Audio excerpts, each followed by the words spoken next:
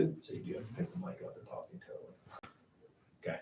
Men's lacrosse time. Head coach Troy Moyer, Jack Cooper, Ethan Points. Coach ranked 13th in the country, off to a 4-0 start.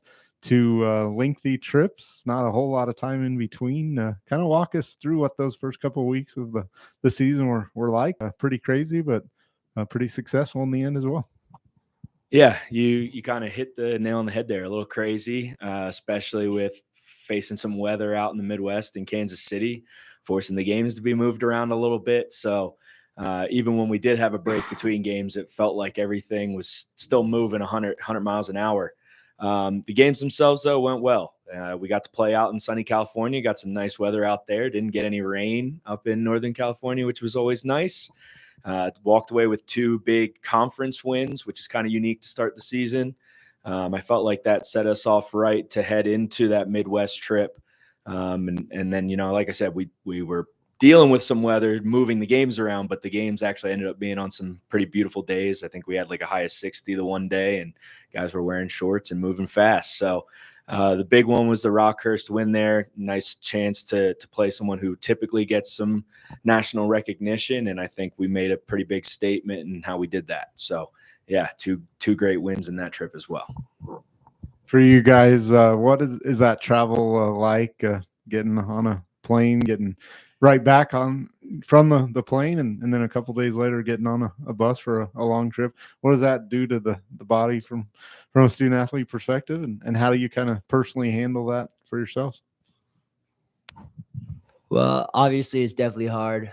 We faced some adversity with the plane trip. I think we were on the tarmac for 3.5 hours trying to leave the airport, but it's nothing we can't deal with. The excitement and the just want to compete against other teams, especially this fall coming into this spring, there was a lot of excitement built up amongst the players. So it kind of just carried us through. We all leaned on each other. We have a great group of guys, so it's fun to travel and it's really exciting.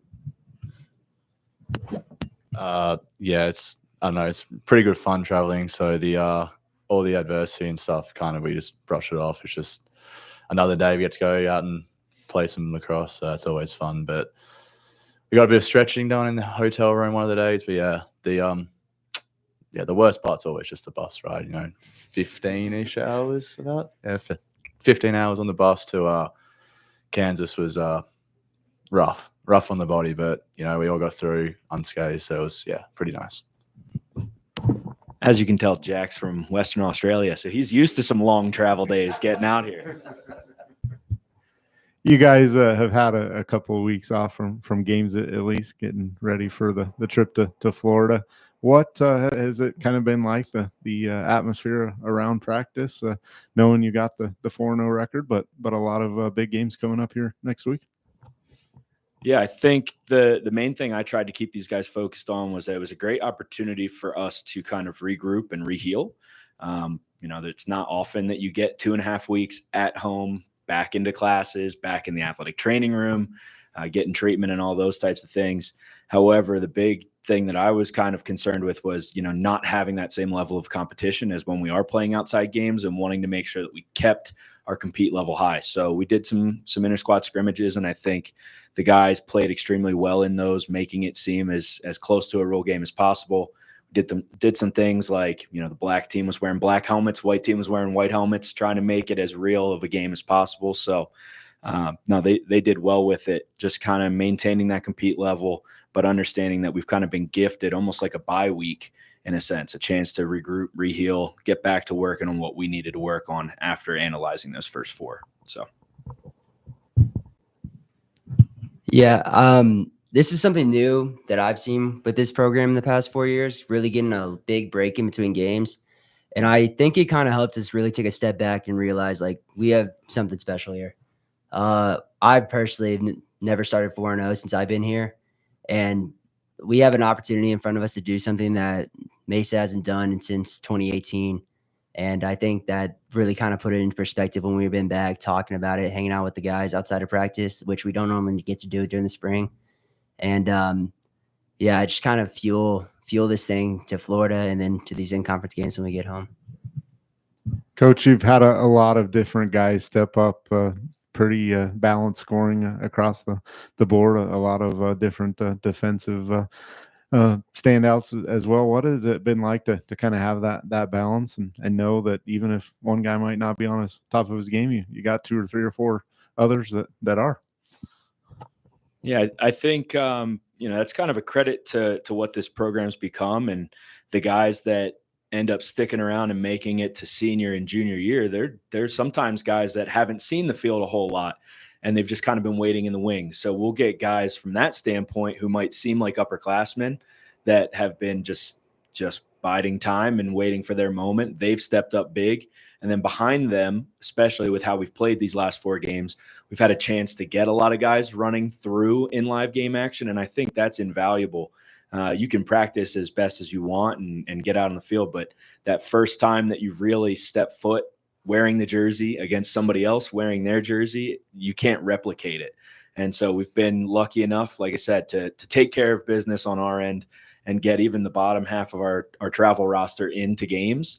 It's not surprising that these guys are now able to step up because they've been used to those moments. I think we've got a pretty deep roster. We don't necessarily rebuild, we reload every year. And I think that's kind of what we're seeing right now. Maybe some guys are a little bit less known, but they're just waiting for their time to step up and make their names known. One of those newcomers to the team as far as reloading it, if you will. Your goalie, Shaden Shields, has put up some impressive numbers, 2 Player of the Week honors, and we were talking the office a little bit last week. He's made the other guys in the battle for time kind of better as well. Yeah. Shaden's been a blessing to our team. I think he came in with the right mindset, the right attitude of not being handed anything, but working for it. And I would imagine if you ask these guys, they'd say the same thing. The competition amongst all of our goalies this year has been something different. When you just have a guy who, and Shaden came from a program where he was the starter. So he's used to stepping up in that big time role. Luke had been a part-time starter for us last year and wanted to compete. And then we got 2 freshmen underneath him, and neither of those guys are willing to take a backseat either. So I think when you get guys, the right guys in the room, it kind of just breeds competition and makes your team a little bit better. We've had it in the past, specifically with our face-off stable, guys who always wanted to be the guy and get out there, another position where typically one guy gets the show. And now you see, obviously, Mike this year stepped up big time as our starter. Canyon's right behind him, Cam as well. So it's kind of similar. You get that group where guys want to compete, and they all just end up making each other better. So guys, through the first 4 games, is there something that has happened or a phase of the game that you've kind of realized, hey, we're a lot better at this than I thought we were even going to be, or some things that maybe we need to work on this a little bit more than we thought?